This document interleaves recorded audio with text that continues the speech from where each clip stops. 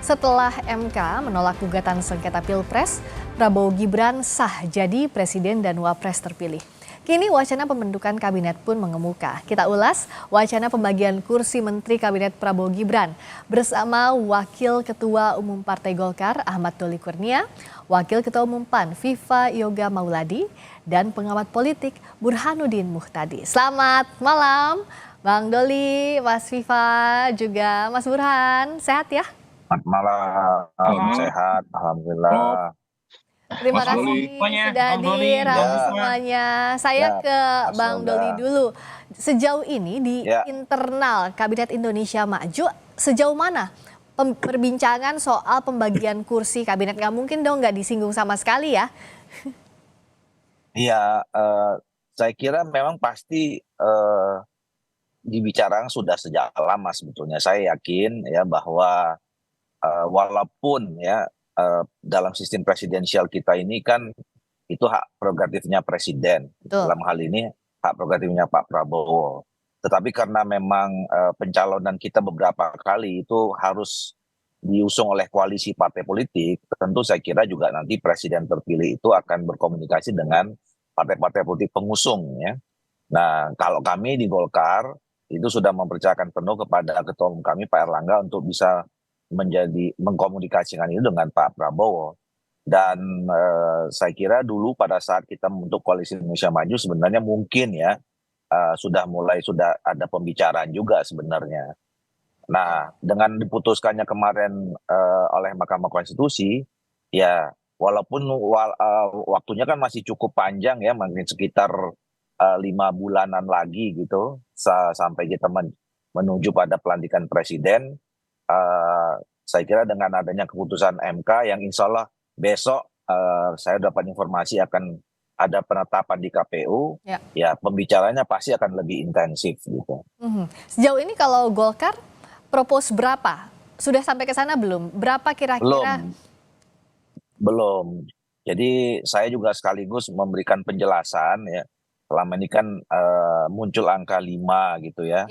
Nah, sementara saya mau menjelaskan bahwa sebetulnya kemarin itu Pak Erlangga pada saat kita buat acara silaturahim sambil memanjatkan rasa syukur dengan perolehan dari Partai Golkar, ya hitung-hitungan aja kontribusi kita terhadap Pilpres, peraihan suara kita di Pileg, ya mudah-mudahan dapat sekian kira-kira gitulah. Tapi saya kira begini, Pak Erlangga dan kemudian juga Pak Prabowo yang terutama ya pasti juga sudah punya rumusan ya tentang bagaimana komposisi kabinet ini yang tentu semuanya akan memenuhi unsur keadilan, menghargai proses yang cukup panjang, walaupun kemudian nanti pada akhirnya bisa jadi ada partai-partai politik yang sebelumnya tidak tergabung dengan koalisi Indonesia Maju, itu juga akan bergabung. Saya yakin Pak Prabowo sudah punya rumusan yang juga sudah mulai dibicarakan dengan ketua-ketua partai politik yang ada di koalisi Indonesia Maju. Oke, kalau dari PAN seperti apa? Tapi sebelumnya kita akan sama-sama saksikan dulu bagaimana perjalanannya sampai kita akan sama-sama menimbang bagaimana proyeksi peta politik ke depan pasca putusan MK lewat tayangan berikut ini.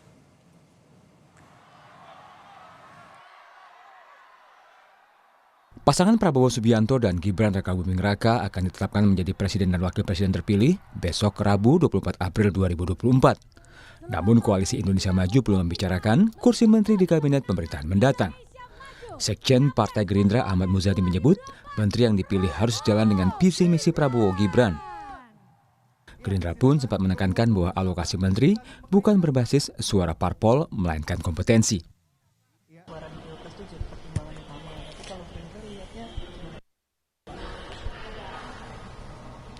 Kontribusi itu bagaimana cara ngitungnya? Apa iya itu menjadi sebuah, tetapi begini, bahwa sebagai sebuah kebersamaan dalam komitmen koalisi, saya kira itu akan menjadi pertimbangan yang sangat penting bagi lebih tahu berapa jumlah yang akan diberikan ke Partai Gerindra. Tapi pasti akan lebih banyak dong dari Golkar. Saya belum. Kira berapa pos Pak yang bisa diisi Gerindra gitu Pak? Belum ada angka pasti, belum ada posisi yang pasti. Sebelumnya Ketua Umum Partai Golkar Erlangga Hartarto sempat meminta 5 jatah kursi menteri dalam kabinet Prabowo Gibran. Menurut Erlangga, Partai Golkar punya kontribusi besar dalam kemenangan Prabowo. Dan saya sampaikan ke Pak Prabowo, kontribusi Golkar ke Pak Prabowo, karena kita 15 dari 58%, maka kita kontribusi 25%, Pak Bu. Jadi kalau 25%, kalau bagi-bagi ya banyak-banyak sedikit boleh lah. Kalau yang kita sebut 5 itu minimalis. Tapi kalau dihitung proporsinya 25%, room masih banyak. Sementara Partai Demokrat memastikan Ketua Umum Partai Demokrat Agus Harimurti Yudhoyono atau AHY siap ditugasi mengisi kabinet Prabowo Gibran. Kepala Badan Komunikasi Strategis Partai Demokrat Herzaki Mahendra Putra bilang AHY siap pada posisi apapun. Ke-8 Pak Prabowo Subianto memang sudah meminta kepada Mas AHY untuk menyiapkan kader-kader terbaik Partai Demokrat untuk membantu beliau mengisi pos-pos di kabinet agar bagaimana pembangunan ke depan 2024 sampai dengan 2029 gitu. Ya kalau bicara kader terbaik Partai Demokrat siapa? Ya nomor 1 tentu Mas AHY, Ketua Umum kami. Beliau telah membuktikan kapasitas dan kapabilitasnya dalam memimpin partai ini. Ya, setelah jejak rekam beliau yang cemerlang di militer dan di pemerintah di pendidikan sebelum-sebelumnya.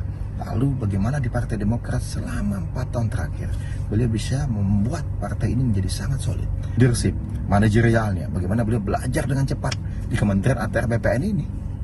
Iya kan? Dan banyak terobosan-terobosan yang sudah diakui oleh publik juga gitu. Berbeda dengan Partai Golkar dan Demokrat, Ketua Umum Partai Amanat Nasional Zulkifli Hasan menyebut urusan kabinet merupakan hak prerogatif Presiden. Tapi soal kabinet itu haknya Presiden terpilih, hak prerogatif beliau, terserah kepada beliau. Kalau kader-kader PAN banyak, yang hebat-hebat banyak, di sini banyak hebat-hebat. Dari laman KPU yang diolah Litbang Kompas, perkiraan jumlah kursi DPR 2024 hingga 2029, parpol pendukung Prabowo Gibran antara lain Partai Golkar mendapatkan 102 kursi, Partai Gerindra 86 kursi, Partai Demokrat 44 kursi, dan PAN mendapatkan 48 kursi.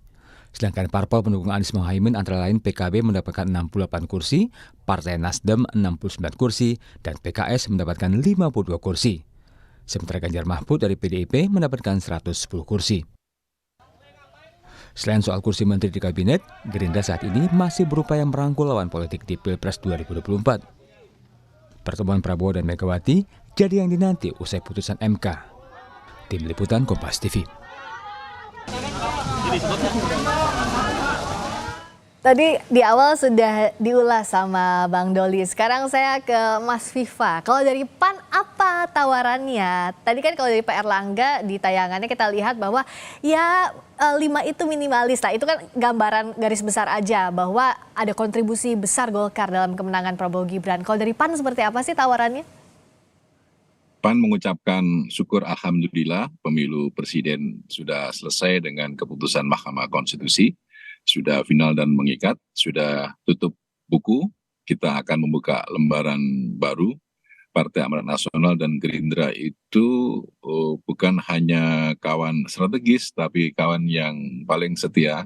Jadi soal berapa jumlah sesuai dengan arahan dari Ketua Umum Bang Zulkifli Hasan, itu kita serahkan kepada Pak Prabowo sebagai Presiden terpilih yang memiliki hak prerogatif. Jadi kita akan tetap untuk membantu pemerintahan ke depan dan kita akan terus untuk berjuang bersama dengan partai-partai pendukung Pak Prabowo, Koalisi Indonesia Maju. Syukur-syukur apabila nanti ada partai politik dari paslon 01 dan 03 yang mau bergabung dalam rangka untuk memperkuat posisi politik di parlemen, di DPR. Karena itu menjadi bagian penting dalam proses untuk peningkatan kekuatan politik di DPR agar ada stabilisasi politik untuk meningkatkan pertumbuhan ekonomi dan program-program pemerintah bisa berjalan dengan efektif, dengan sesuai dengan target dan sesuai dengan harapan masyarakat Indonesia.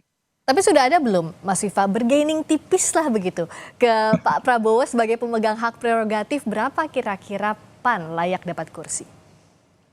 Soal layak tidaknya kami tidak berhitung karena kami memang betul-betul perjuangan dari awal dengan Pak Prabowo itu karena persamaan kesadaran ideologis dan persamaan visi misi serta program yang diperjuangkan oleh Koalisi Indonesia Maju di bawah kepemimpinan Pak Prabowo dan Mas Gibran itu betul-betul sesuai dengan visi misi PAN. Jadi dengan adanya kondisi seperti ini, saya yakin di Koalisi Indonesia Maju tidak ada keributan soal posisi dan komposisi di kabinet. Kami enjoy saja, Mas Doli juga enjoy saja. Jadi proses seperti itu ya kita serahkanlah sepenuhnya kepada Presiden terpilih.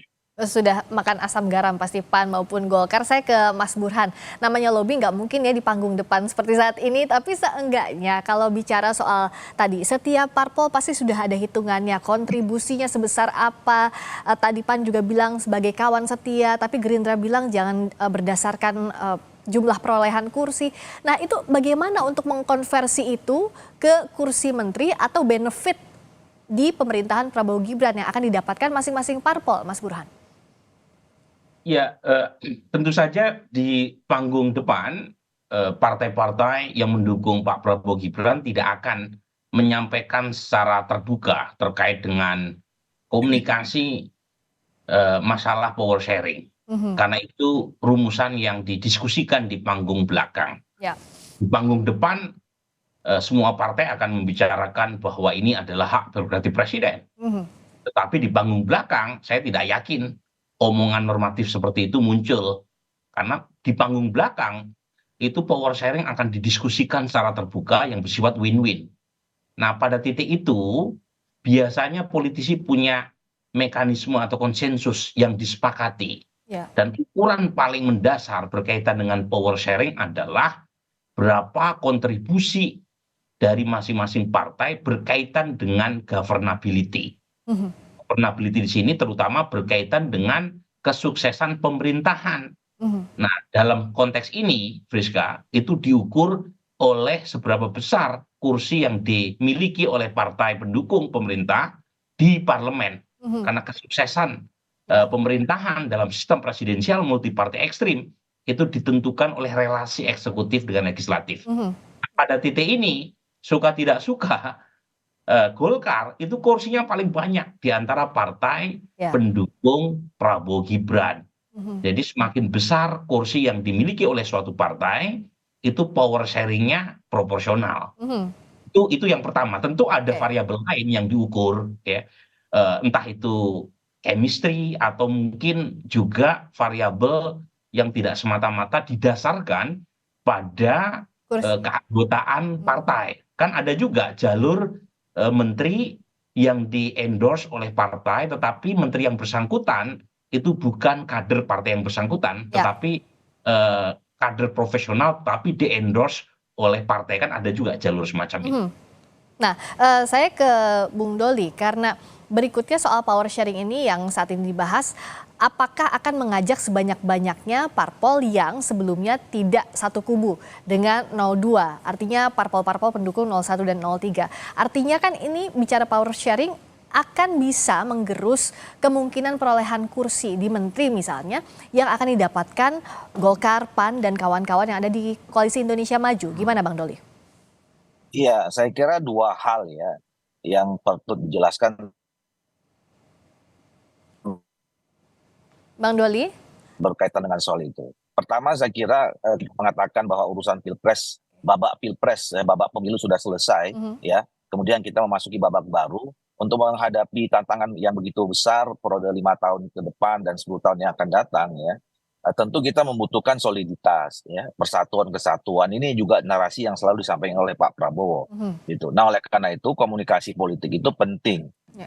Jadi artinya bagaimana kita menata kembali, membangun kembali, ya, masalah komunikasi antar kita yang selama ini berkompetisi itu penting. Nah, bahwa kemudian hasil komunikasi itu nanti ada yang kemudian bersedia masuk dalam pemerintahan atau juga kemudian menyatakan diri dalam luar pemerintahan, itu nggak jadi soal. Nah, jadi itu tergantung kembali kepada partai politik masing-masing, ya, terutama yang 01 dan 03. Ya. Selama kalau kemudian mereka mengatakan bahwa mereka lebih baik ya berada di luar pemerintahan, saya kira nggak ada masalah, itu sama mulianya. Karena itu pasti juga berdasarkan bagaimana kita sama-sama mensukseskan membangun bangsa Indonesia ini ke depan minimal 5 tahun gitu ya. Nah jadi, bahwa kalau nanti kemudian ada yang bergabung dalam pemerintahan, ya, dan kemudian juga bisa jadi ya mungkin ada komitmen-komitmen yang untuk bergabung dalam pemerintahan itu, ya buat kita nggak ada masalah ya. Saya kira tadi itu yang saya katakan, kembali kepada Pak Prabowo sebagai pemegang hak prerogatif, dan saya kira Pak Prabowo paham betul, punya pengalaman dengan pilpres sebelum presiden sebelumnya. Saya kira juga nanti akan ketemu formulasi yang paling tepat ya, yang adil, yang fair, kemudian win-win tadi ya bagi semua orang yang akan terlibat dalam pemerintahan yang akan datang. Oke, kalau dari PAN catatan, meskipun ini hak prerogatif presiden terpilih iya, tapi fairness dalam power sharing ini apa sih kalau yang diharapkan dari PAN? Power sharing itu memang sesuatu yang tidak bisa dihindarkan, tetapi power sharing itu harus berasaskan kepada prinsip-prinsip dasar dalam pembentukan kabinet, yaitu pembentukan kabinet yang ahli, yang jagen kabinet, yang betul-betul diisi oleh figur-figur profesional, baik itu figur profesional yang berasal dari partai politik atau yang berasal dari luar partai politik. Intinya adalah seorang menteri yang ada di kabinet yang mampu menerjemahkan visi misi dari presiden dan wakil presiden, yang itu sudah tertuang di dalam visi misi waktu debat kemarin di KPU, dan sekarang setelah kampanye, setelah menang, itu akan kita realisasikan, karena itu adalah menjadi bagian dari pertanggungjawaban politik bagi Koalisi Indonesia Maju, dan tentunya ini akan harus mendapatkan dukungan dari masyarakat juga, agar dalam proses untuk maju ke depan selama 5 tahun, selama 10 tahun ini betul-betul mendapatkan proses penguatan dari rakyat dalam rangka apa? Agar visi misi presiden bisa tercapai sesuai dengan target. Oke, last but not least untuk Mas Burhan, power sharing ini kan hal bisa jadi sensitif. Sebelumnya sama-sama berjuang, lalu bagaimana menjaga kekompakan di dalam Koalisi Indonesia Maju satu. Berikutnya kalau ada kawan baru yang datang, apa yang Mas Burhan catat? Betul, ini tricky ya terkait dengan power sharing. Dan power sharing dalam konteks pembentukan koalisi di Indonesia itu juga tidak semata-mata dengan partai politik. Jadi studi Markus Mister menunjukkan pembentukan kabinet pasca reformasi itu juga ditentukan oleh non-party actors selain partai politik. Misalnya representasi TNI, representasi polisi, representasi agama, termasuk juga representasi oligarki. Nah, dalam konteks Pak Prabowo, jangan lupa meskipun Pak Jokowi tidak bisa maju lagi sebagai presiden, bukan tidak mungkin Pak Prabowo juga mendiskusikan kepada Pak Jokowi siapa nama-nama yang di-endorse oleh Pak Jokowi untuk kabinet Pak Prabowo ke depan. Jadi ada banyak itu variabel yang mempengaruhi proses pembentukan kabinet ke depan. Nah, saya sebut tricky karena kalau misalnya proses power sharing itu win-win, artinya pemberian akomodasi kepada salah satu pihak tidak mengganggu jatah buat pihak yang lain, buat pihak yang berkeringat, seperti PAN, Golkar, Demokrat, ya, Gerindra, tentu tidak akan menjadi masalah. Tetapi kalau ternyata mengurangi, nah jadi isu. Nah, di sini yang saya terus terang khawatir ya, kalau misalnya jatah yang dibagi terlalu banyak, jadi kuenya itu terlalu banyak yang mendapatkannya, misalnya termasuk mengakomodasi Nasdem atau PKB ya sebagai mitra koalisi baru, ada kekhawatiran keinginan untuk mengubah undang-undang Kementerian Negara, karena dalam undang-undang Kementerian Negara jatah maksimum buat alokasi menteri itu 34. Nah, kalau terlalu banyak pembaginya, jangan-jangan ditambah. Nah, ini hati-hati nih, kalau ditambah, itu tentu akan menimbulkan kompleksitas berkaitan dengan postur kabinet yang terlalu bengkak. Dan jangan-jangan itu justru malah menambah kesulitan koordinasi. Jangan lupa, studi komparatif menunjukkan jumlah kementerian di Indonesia 34 itu sudah termasuk terbanyak di dunia. Jadi kalau kemudian ditambah lagi, tambah bengkak tuh. Ya. Jadi hati-hati proses power sharing, jangan sampai membuat koordinasi untuk kabinet ke depan malah terganggu. Oke, jadi jangan sampai kalau nanti postur kabinet terlalu gemuk, malah berbanding terbalik dengan produktivitas. Tapi yang jelas waktunya masih panjang, masih banyak harus bersabar, termasuk juga Golkar, PAN, dan kita ya, Mas Burhan ya, untuk mengamati ini karena akan menarik bagaimana yang terjadi di panggung belakang dan panggung depan jelang nanti pengumuman kabinet. Ini Friska ini narasumbernya Hemi semua ini. Luar biasa, makanya terima kasih banyak, jangan bosan-bosan diundang, makanya Mas Viva, Bang Doli, Mas Burhan, kita akan diskusi lebih banyak lagi dalam beberapa bulan ke depan. Terima kasih banyak, selamat malam. Terima kasih.